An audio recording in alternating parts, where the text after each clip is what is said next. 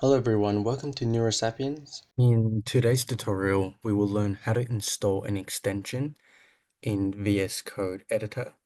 So an extension essentially allows you to add on additional programming languages, tools, or any debuggers.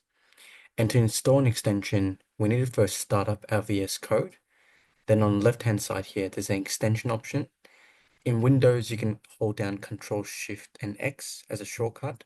Or if you're on a Mac, you can hold down Command Shift and X. So if I click into this square icon, what this will then show me is all the extensions that you have already installed, if there is any.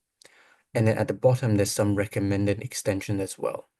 So for example, if I click on Docker and I want to install this, I can go ahead and click on install. This will then install my Docker extension, and we can see it's installed here on the left-hand side. So there you have it. This is how you can install an extension in your Visual Studio Code editor environment.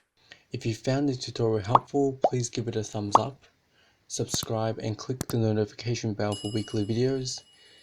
Please share the video with anyone who you think would benefit from the content and comment below what topics you would like to learn.